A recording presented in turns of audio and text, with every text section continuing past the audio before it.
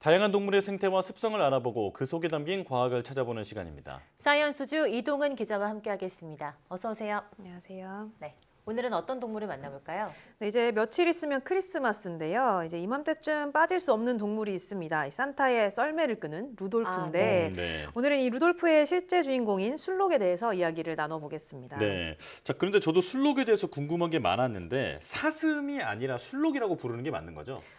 술록과 사슴은 다른 동물인데요. 네네. 이 루돌프의 경우는 가끔 이 점박이 무늬를 가진 꽃사슴처럼 이렇게 네. 표현되는 경우가 있는데 음. 실제로 이 눈길에서 썰매를 끄는 루돌프가 있다고 한다면 사슴보다는 술록이라고 볼 수 있을 것 같습니다. 네. 보통 이 사슴이 몸 길이 150cm 정도인데 비해서 술록은 몸 길이가 220cm 정도 되고요. 무게도 사슴보다는 훨씬 더 많이 나갑니다. 술록은 주로 그린란드나 시베리아 같이 이 추운 북극 툰드라 지역이나 산악 지역에 주로 서식을 하는데요. 북극 지방 사람들에게는 뭐 이동 수단이 되기도 하고 또 가죽이나 고기 등을 공급해주는 아주 중요한 역할을 해왔습니다. 네, 사슴과 술록 좀 비슷하지 않을까 생각했는데 생각보다 좀 크기나 무게에서 차이가 있는 것 같은데요. 근데 루돌프 하면 저희가 항상 빨간 코를 생각하잖아요. 근데 술록의 코가 실제로 빨갛다고요? 네, 맞습니다. 이 술록은 그냥 눈으로 봐도 코가 빨간 편인데요. 음. 이 과학자들이 그 이유를 찾기 위해서 술록의 대사 시스템을 분석을 해봤더니 술록의 코에는 모세혈관이 집중돼 있고 적혈구가 풍부한 것으로 나타났습니다. 네. 실제로 이 술록의 코에 있는 모세혈관은 1제곱밀리미터에 20개 정도로 사람보다 25%나 더 많았는데요. 이 사람이 추우면 코가 빨개지잖아요. 네. 그러니까 이 모세혈관이 더 많은 술록은 코 주위에 혈액이 모이면서 원래 빨갛던 코가 더 빨개질 가능성이 큰 겁니다.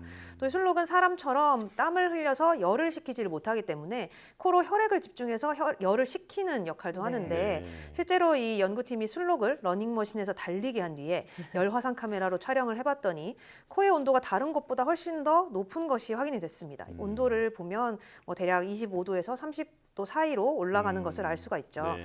이렇게 코가 열을 모으기도 하고 또 식혀주기도 하면서 이 술록이 극한의 추위에서 잘 달릴 수 있는 어떤 원동력이 되기도 하는데요.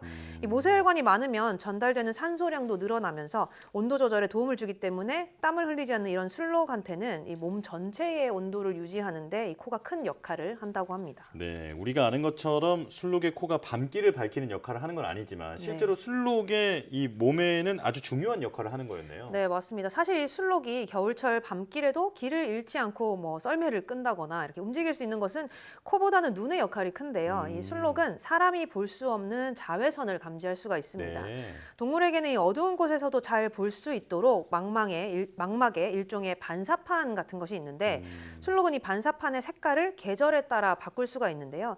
눈이 황금색을 띠다가 여름에는 황금색을 띠다가 겨울에는 파란색으로 이렇게 바뀌게 됩니다. 예. 이 술록이 사는 북극 지역은 겨울에 해가 지평선 아래에 있기 때문에 햇빛이 대부분 청색광인데 반사판 색이 바뀌면 청색광을 더 잘 받아들일 수 있게 되고요. 또 이 자외선도 잘 흡수할 수 있게 되는 겁니다. 이렇게 술록의 눈 색깔이 달라지는 것은 이 반사판의 미세한 구조 때문인데 술록 눈에 있는 반사판은 콜라겐 섬유 다발로 되어 있는데요. 이 미세 구조물이 겨울에는 더 촘촘하게 발달되기 때문에 빛을 더 잘 흡수할 수 있게 되는 겁니다.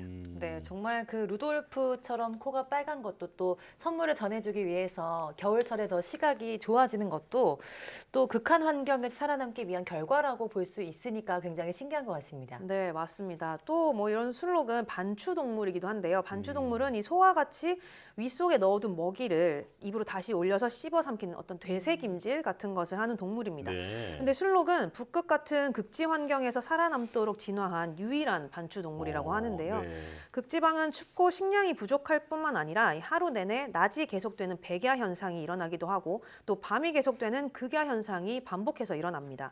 근데 이 술록의 게놈을 분석해 봤더니 비타민 D의 대사 능력이 아주 뛰어난 것으로 나타났는데요.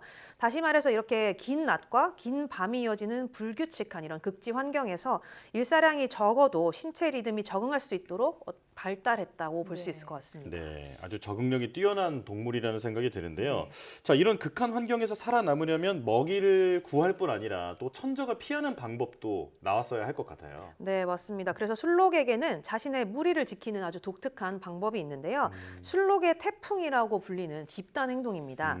이 2년 전 한 사진 작가가 지금 보시는 것처럼 러시아에서 드론으로 이런 움직임을 촬영을 했는데 네. 이 수많은 술록대가 모여서 원을 그리며 도는 모습을 볼 수가 있습니다. 술록은 위험을 감지하면 이렇게 아주 어린 새끼들이나 암컷을 가운데에 두고 수컷들이 둘러싸듯이 회전을 하면서 빠르게 달린다고 합니다. 예. 이 술록은 보통 몇백 마리 정도가 무리를 지어서 먹이를 찾아서 이동을 하다가 봄철이 되면 최소 5만 마리에서 많게는 50만 마리까지 오. 거대한 무리를 이루게 되는데 이렇게 함께 원을 이루어서 움직일 때는 최고 속도가 시속 80km에 달한다고 합니다. 그러니까 이렇게 수많은 술록이 빠르게 달리면서 이 새끼들을 보호하고 있으니까 아무리 강한 포식자라도 뛰어들 수가 없는 거죠. 아, 그렇군요. 네, 그럼 술록이 극한 지역에서 먹이는 또 어떻게 구하는 걸까요? 이 술록의 먹이는 주로 이끼나 조류 같은 지으류라고 합니다. 그런데 이 북극과 같이 척박한 환경에서는 지으류가 이렇게 뭐 많은 동물들의 먹잇감이 네. 되기도 하는데 최근에는 이런 술록도 습성에 좀 변화가 생겼다 이런 연구 결과가 나오기도 했습니다. 이 노르웨이 연구팀이 북극 스발바르 제도에 사는 술록 2,200마리에게 이 위치 추적 장치를 부착을 한 뒤에 관찰을 해봤는데 술록들은 이 눈 대신에 비가 내려서 이 땅 위에 얼음층이 생기게 되자 이 땅속 식물과 이끼를 먹을 수 없게 되었고요. 그 대신에 다시마 같은 해조류를 먹는 것으로 나타났습니다. 실제로 이 얼음층이 두꺼운 곳일수록 해안 쪽으로 이동하는 술록들이 많이 관찰이 됐고 또 이 지역 술록 개체수의 3분의 1가량이 해조류를 먹는 것으로 관찰이 되기도 했는데요. 연구팀은 이렇게 해조류의 영양가가 육상식물과 비슷하긴 하지만 이것만 먹고는 살 수 없을 것으로 보인다면서 이 술록의 주식량이라기보다는 어떤 보조적인 에너지 섭취원일 것이다 이렇게 설명을 했습니다.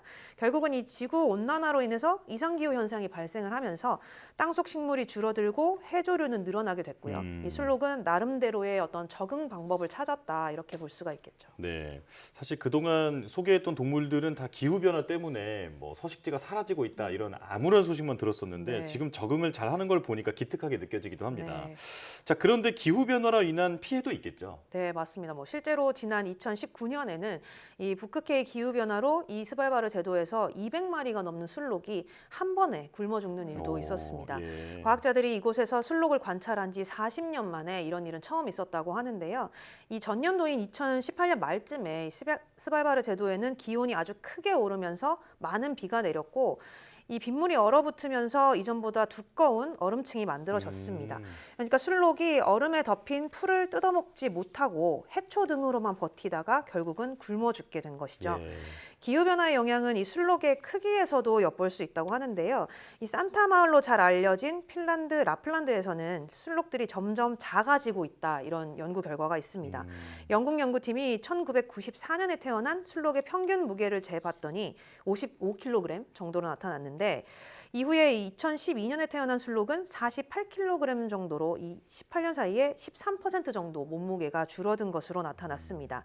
연구 당시에 이 라플란드의 기온이 150년 사이에 1.5도씨 정도 올라갔는데 마찬가지로 술록이 제대로 먹이를 먹지 못하게 되면서 몸집을 점점 줄이는 방향으로 이렇게 변해갔다고 볼 수 있을 것 같습니다. 네, 역시 술록이 사는 지역이 또 북극 지역인 만큼 기후 변화를 피해갈 수 없는 것 같습니다. 네, 맞습니다. 하지만 앞서 우리가 살펴본 것처럼 술록은 자연에 아주 빠르게 적응하는 동물이기도 하잖아요. 최근에는 조금 긍정적인 관찰 결과도 나오고 있습니다. 많은 북극 지역 술록이 물론 위기에 처해 있지만 이 스발바르 술록의 경우는 오히려 개체수가 늘어났다 이런 보고가 있는데 네. 핀란드 연구팀이 조사를 해봤더니 이 스발바르 술록은 땅 위에 있는 풀이나 이끼류를 먹기가 힘들어지니까 식단을 아예 바꾼 것으로 나타났습니다. 이들의 새로운 먹이가 그라미노이드라는 식물인데요. 네. 이 식물은 줄기가 위로 뻗기 때문에 얼음이 1cm 정도 쌓여 있어도 이걸 뚫고 나와서 동물이 먹을 수 있을 만큼 자란다고 합니다.